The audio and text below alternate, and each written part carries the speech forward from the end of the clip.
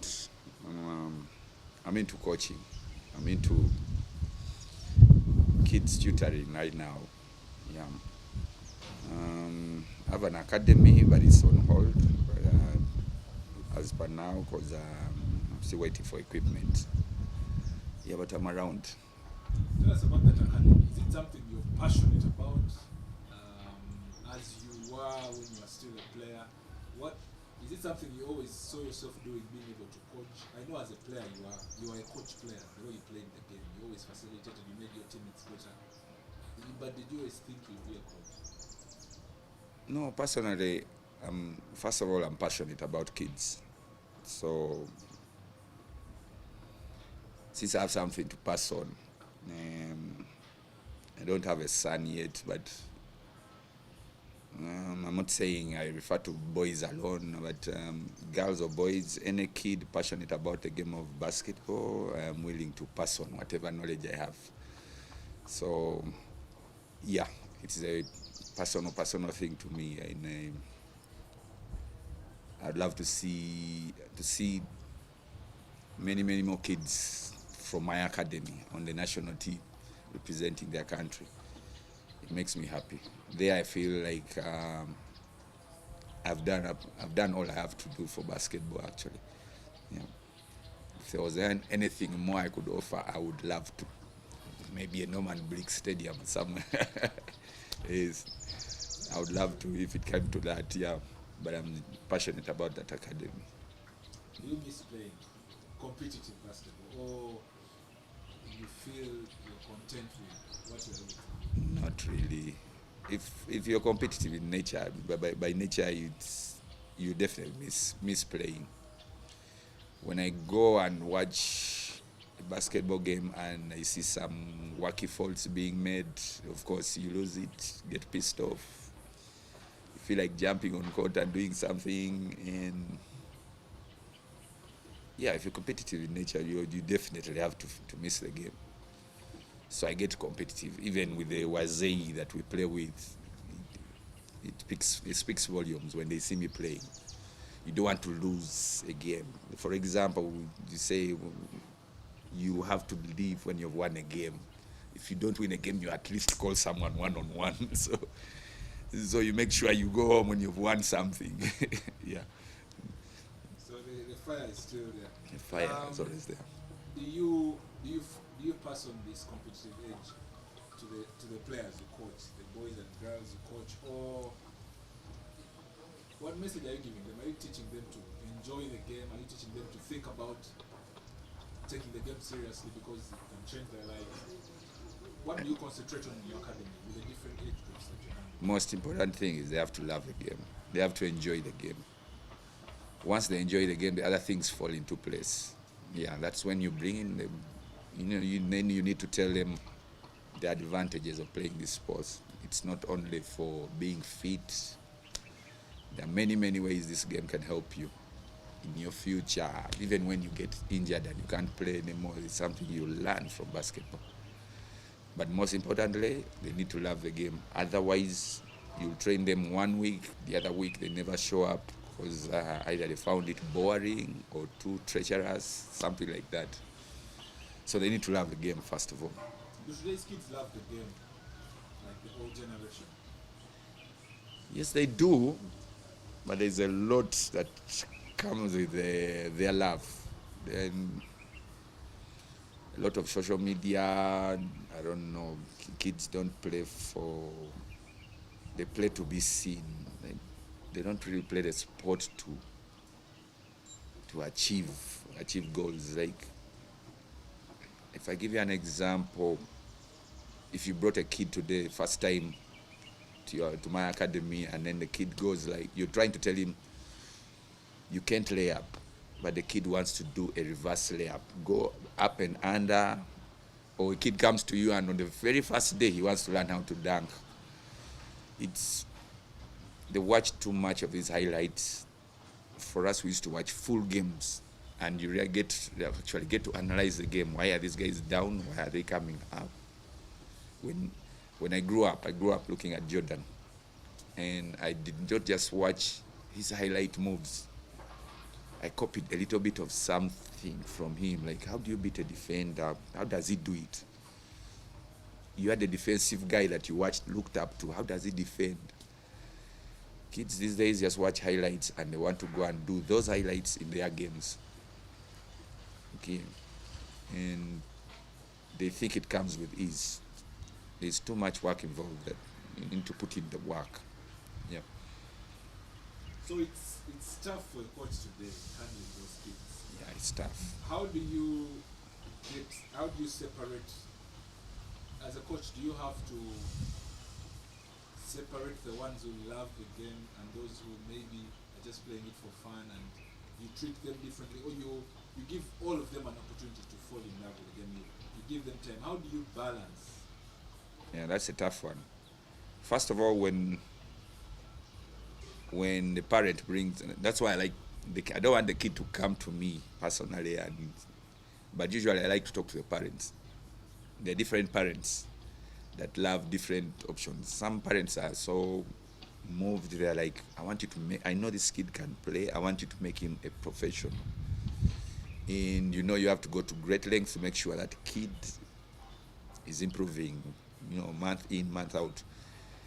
Then there are parents who are too busy and they want to dump off a kid to be, like, let me go do my other work, let him be there in your academy. He's not worried about whether he's improving or he's not improving. Then there are those parents who my kid is obese, work on his whatever physicalities, and then they bring him there, please make him run, he's so lazy, so what? So no, you have to involve all those ones. So definitely the ones who want to be professional, you have to follow up.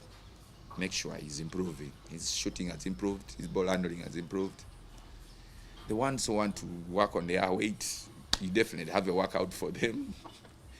Then those who have come to be around, those ones usually, they are the ones who disorganize the other ones, so you have to find a way of involving them. But like I said, make sure the sport is fun. Once it's fun, even the ones who have just come around might end up loving the sport and enjoying the others, and they do the work together perfectly. So when you're doing the training sessions, you don't make it too strict, like, hey, it has to be basketball. Add fun to it, like add games and make them all get, attached.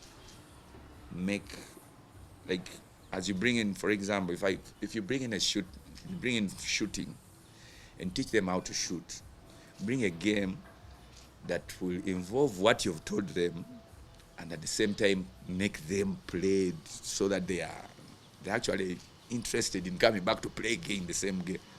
Yeah. So most important thing is to enjoy the game. What is your plan for your academy?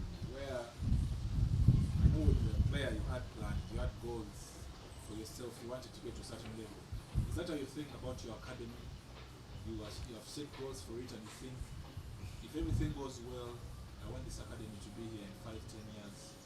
And do you see that, if you have those goals, do you see them happening? Do you have a clear path to achieving those goals? Path is still not clear, but ultimately, I'd love to have a school of basketball. A school, like, you actually have kids come to school, they do, the different classwork, but like half the day or certain days, they're strictly playing basketball. I would love to have that. Or ultimately have a stadium, like I said. Own a stadium like Mulindwa. I would really, really love that. Yeah, but if we're not talking those high goals, at least I want to be like, each time there's a national team, I have at least 2 or 3 representatives from my academy. Yeah, so, and we are lucky now, we have under 16, under 18, so we can get there. Right now I'm dealing with 8 years, 6 years, up to maybe 12 years, 14. I have 18-year-olds. but those ones are on, like I said, a parent comes up to you and says, I think my boy is talented, now get him professional. Yeah, those ones we deal with them separately and strictly private. Yeah, but the other kids, it is also good to bring them together as a group, like a camp, because that's where you remove dullness from some of the kids. The kids who are dull, some kids who are quiet, they end up opening up just because of those camps. And it makes basketball fun. Have you seen any special ones? Any players among those you've handled who have the potential to be like? Yeah, they're there. They're there. Actually, on under 18, I have 2 kids already there.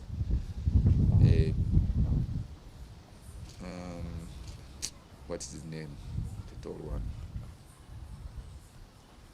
I have 2 kids there. They're not having much playing time, but I'm sure with time, since they're already on the team, that was the target, to get them onto, once they are selected, you keep working with them. By the time you get to 22, 20, they are matured up. Okay, definitely, I pass on what I know. And I play against them with my age, so they can feel what it means to be competitive. So, and I get them involved in, of course, was games. You bring them so that they can play and they know what it means to be. They yell at him. Hey, you can't do this, you can't do this, do this, do this. Yeah, but I'd love to see more and more of my kids go to the national team. And eventually, I want good student athletes, kids who actually pass their exams in school and at the same time are good on court. Yeah, I do not encourage ball players, guys who just come play ball but they don't go to school. Yeah. When you look back on your career, how would you describe it? Your playing career? It was a shaky one, but God was good to me. In my whole career, I've only had one injury, this wrist here. So you can imagine there's so many talented players out there who could have been so far, but were disturbed by knees or ankles. I never had such problems. God was on my side. Yeah. With a little bit of luck, maybe I wouldn't have been where I am right now. Yeah. My biggest disappointment is I had a chance to go to the US when I was in Nairobi, and I missed out just because I failed. I didn't fail. I didn't pass highly on one exam, one paper. Computer accounting, utilize accounting. Our coach always wanted us to have 90s, and I got a 78. It was a pass, but I had to repeat that paper. So my visa application was cancelled. So I had to stay another semester so that I could, if I pass it, I could then apply and go. Within that time, our coach's wife passed away, and he had to go back to the US. And that's where all ties were broken. And I missed out on that. I had to come back to Uganda. So that was my biggest mishap. But career-wise, I think I've enjoyed it all the way. I am not complaining. God has been good to me. I've enjoyed it. What was the name of that coach? And did he tell you, Norman, Coach. to the US, you are able to? No, that's what he used to do. He was coaching in Nairobi, and he would take players to colleges. That was he was like an agent. He coached Abilene Christian University before he came as a missionary in Nairobi. And he was coached Tony Moulding, Abilene Christian University. and he was attached to Texas Tech also. Yeah. So all the skills. I was into football at first, remember, and one day they bring a team to Ginger, and they see me playing football, and they was running. It's like, hey, would you love to play basketball? Yes, yes, yes. And that is how they recruited me, because they thought I was fast. And I admired their team. I mean, the way they wore their jerseys, sneakers, basketballs, what? Immediately I fell in love with the game. And I was taken to Nairobi and upgraded my game instantly, like just like that. And each time I felt I'd improved, I would travel from Nairobi to Kampala to Jinja to come and play for Sky Jammers. Every weekend they had a game, just to show skill. And yeah, once I fell in love with the game, I was so in there. And I improved that way greatly. What would have happened, you think, if you had gone to the States? That stadium would have been built by now. Yes, I wouldn't have, maybe I wouldn't have made it maybe to that level of the NBA, but definitely I would have gone pro somewhere. Yeah. Because if that guy managed to improve my game while from here in Africa, how about if I was there? Yeah. And definitely I would have been in much better situation than I am right now. Yeah. When was your last league game? Do you remember it? And did you think it would be your last game when you went to play that game? I was playing for Falcons. One game just. I don't remember when. Which season was that? Before they got relegated. They were about to get relegated, and the guy thought I could help out. Yeah, it didn't work out well. And because of we rarely trained, the technicalities were just too much, and definitely the game right now has changed from the days we used to play. The game has definitely changed. It's not, I mean, we used to play with passion. These days, players play because they have to earn something. That something is not there, there's no passion. Yeah. And it's stats have spoiled kids a lot. Every kid these days, I mean, you've lost a game and you see a kid rushing out to look for his stats. I scored 18 today only. And you see he's frustrated, and yet we have won the game. Or he's frustrated, he's happy, he has scored highly, yet we have lost the game. It doesn't make sense. Those days we didn't have stats, but we were, even if you scored 2 points, as long as you won the game, you're like, yeah, we made it. I don't see that oomph anymore So in the it game. didn't fit in when you went He to didn't play? fit in. Yes. Maybe if I had somebody, my age mate or somewhere in the team, it would help. But the guy coaching me is a guy I used to play with. He would tell me, try and, to help at my age also to be in such a team, it also needs time. Need to be in there, learn them as they learn your ways also, and try to merge the two and see how you can get to a common point. So I didn't have enough time to do that while I was there.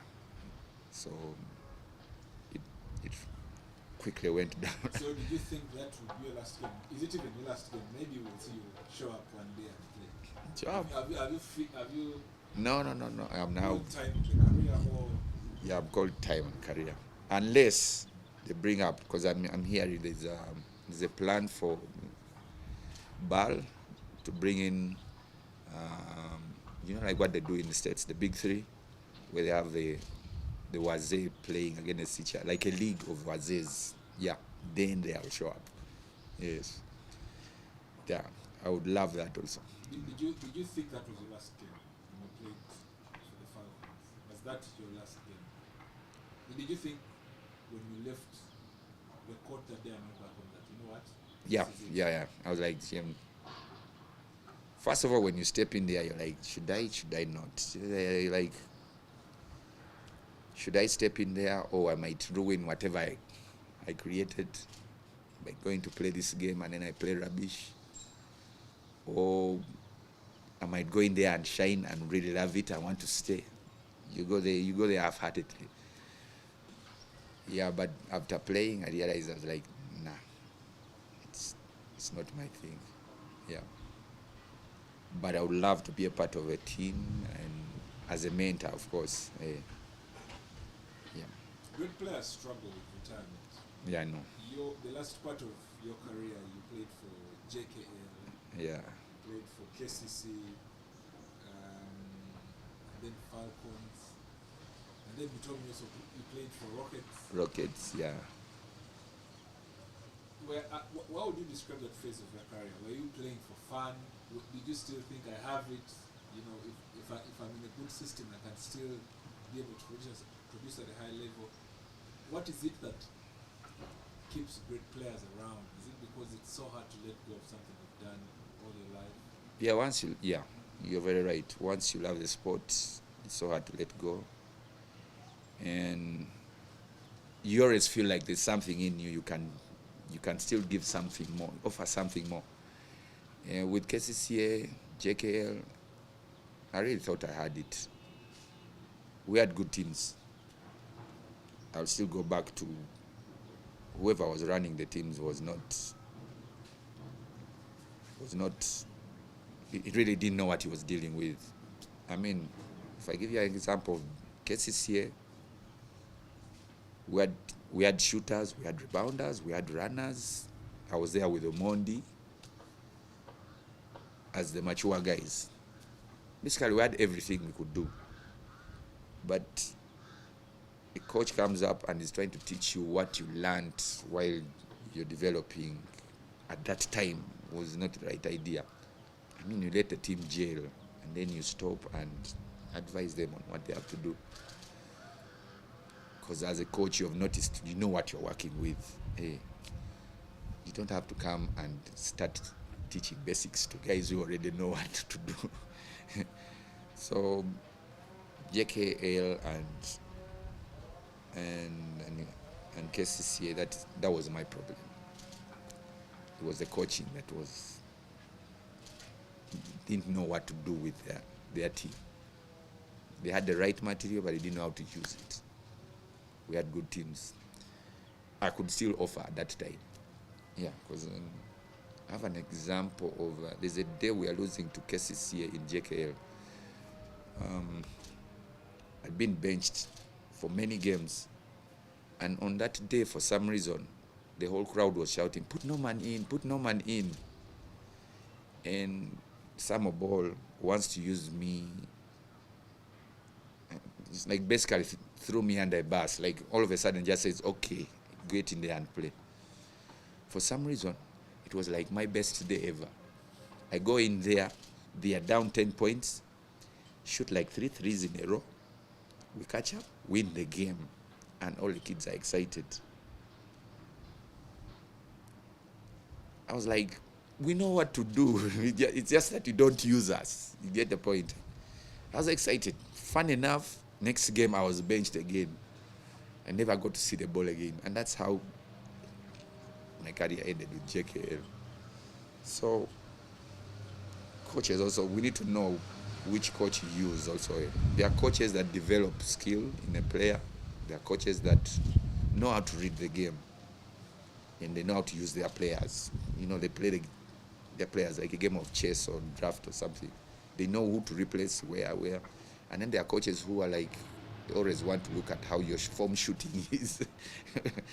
And you're like, when going to the playoffs and you're talking about my form shooting, it doesn't make sense. So, those things vary. And you played for Falcons, obviously played for Power, played for Warriors. So those were the big three for many years.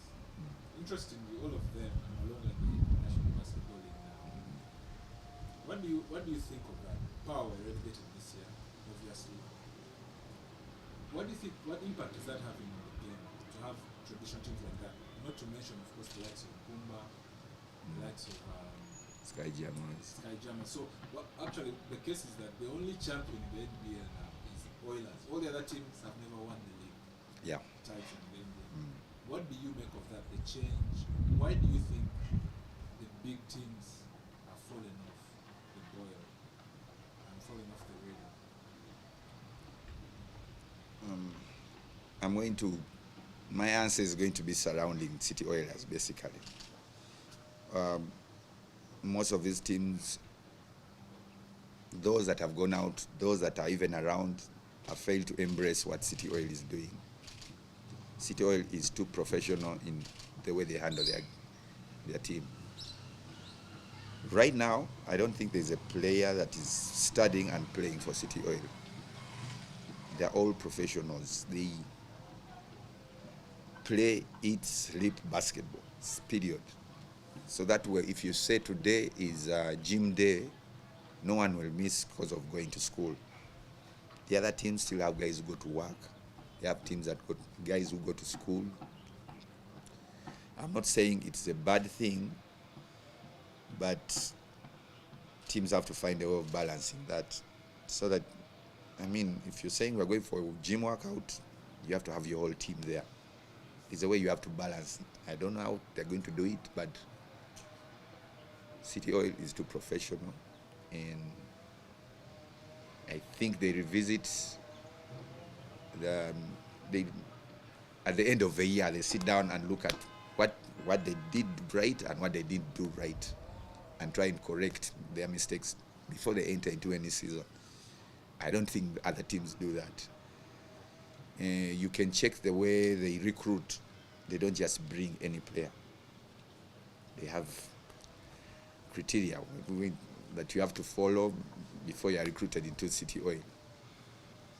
It's very important. So much as guys might hate on City Oil, they really have to embrace and copy what they're doing. It may be a competition, but sometimes you have to learn from your competitor. Learn from the best. Yeah. So teams going down, I'm so worried that my team, DMAC Power team, has gone down, but the good thing, it has fans. If they are too loyal, they will help the team come back. But usually when a team goes down, many people forget about it, give up on it, and before you know it, it's gone totally. Yeah, I'm hoping it doesn't happen that way. Yeah. You had some battles with the Oilers when you are still around your peak. Your people starting to fade with power. And you were never able to get over the Oilers. When you look back at those series, do you feel there are things you could have done different as a team to beat the Oilers, or they were just the better side from management to team? And what do you think made it hard for you to? Oilers a better side, definitely. From management to team, they're one team. The coaches, managers, the players as well, they have, what should I say, a certain discipline they follow that is not in many teams. And much as you have love for the game or for a team, you'll try as hard, but once you find a very organized team, it's usually hard to beat them. Because they go back and study, sit down, watch videos. By the time you come back to beat them, they have totally changed their game plan.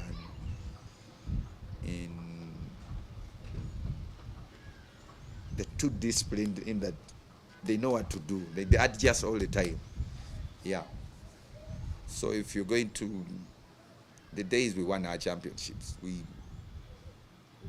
were just talented, and we'll just go out there, just say, oh, it's another day, different ball game, let's just ball. These days, with the Oilers, if you see, they plan for each game at a time. Be it a team that is down there, a team that is up there, they plan for each game, one game at a time. Strategize for it, come and play. Most of other teams just come to play, just to honor the fixture or something. Yeah, so there's too much discipline needed to beat them. Especially in the series.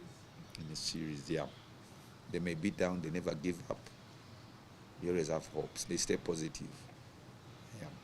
And the many championships they have won, it has brought an ego on them that they know, even when they are down, they know they will come back. We used to have it. I mean, in Marines, we would lose 3 quarters, but just we knew 4th quarter somehow we have to win this game. Maybe by 1 point or 2 points, we knew we were that good. And City Oil has it already. They know they are that good. In that it has rubbed onto the young ones they have left behind. The other older guys have gone. That ego has rubbed onto the young ones. They also know we are the Oilers. When they walk into the room, they know they have stepped onto their stage. Okay, so everybody move out of the way. So they're that good. Of all the teams you played for, which one was the best? Was it your time at the Germans? Was it time at Power Warriors? I know each was different, but if you had to pick one, which one do you think about with more excitement? And that is a hard question, because I personally, when I play for a team, I need to make sure I belong to the team. I make sure I bleed that team's color, like Sky Jammers is sweet and personal, because that's where I learned basketball from. That's where I grew up from. I played with people I grew up with, and we were the first team outside Kampala to win a championship. So that was my sweetest championship ever. Marines, we were also like a family. We stayed together, ate together, played together, went out together, and we were a family there. I think that helped us also gel a bit on court. Power still, same thing. We were into each other. We knew about, everybody knew where he stays. We were together.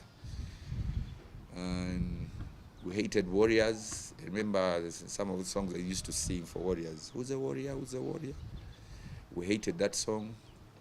Then suddenly we changed and got Warriors. And for some reason, now that I joined Warriors, I had to love that song. And I had to jail with some of the guys that I used not to like. It was funny. And so it became part of me. Warriors became part of me, and I started loving the song. Started hanging out with the guys. And I remember even a Kong asking me one time, how do you do it? We used to hate that team. How do you do it? You look like you fit in nicely. And I was like, I mean, you have to love them. If you have to go to use your fellow teammate to win a championship, you have to belong. Yes. So I can't really say which name. Wherever I went, I tried to jail him. When I went to KIU, same thing. Jail. KCCS, same thing. You try and bond with your teammates. Otherwise, anyway, I'm the kind of guy, I like to assist. So I'm kind of guy who I would love to give you a nice pass. You score, you're happy, I'm happy. The team is happy, coach is happy, everyone is happy. At the end of the day, we are all champions. So I can't really pick which team. Where do you feel you played your best basketball? Jammers. Yeah, because... Was that pick Norman? Because Jammers was, okay. Jammers, Power, Warriors. No, Jammers basically. Basketball was centered around me. I think that's where I played my best basketball. Yeah, because I played, coached at the same time. Everything revolved around me. There's the time we were playing Power in the finals, 2001. All they had to do is like take Norman out, and we shall beat them. But then I realized I don't have to score. Let them take me out, but let me make sure my guys are doing what? Performing. So these other teams I played more mature, more of like a mentor, much as I played my game. Yeah, when I needed to step up, I stepped up. But I had Scottie Pippens on the side.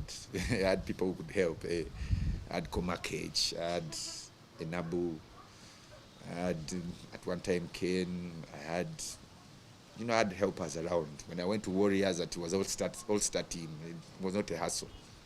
All I had to do is bring them together. And the Balingas, had Okias, had Kaseu, Chief Cyrus. I was surrounded by guys that could play. So we just played to enjoy and win a championship. And we had a big fan base. Yeah. So we played for the fans at that time. But in Skyjammers, I think that's where I played my best game because everything was around me.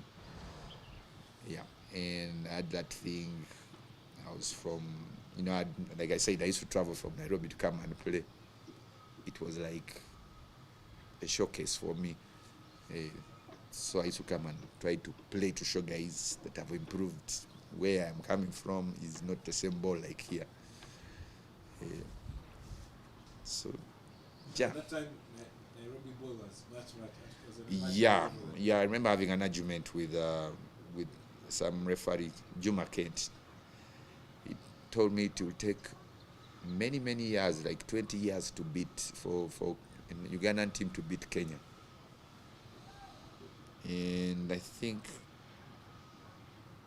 3 years down the road, I was in Qatar, and I had Uganda had won Zone 5. I wanted to reach out to him, but I just couldn't reach out to him. I was like, say 20 years. 3 years down the road, we beat Kenya here in Zone 5. And I was excited about that.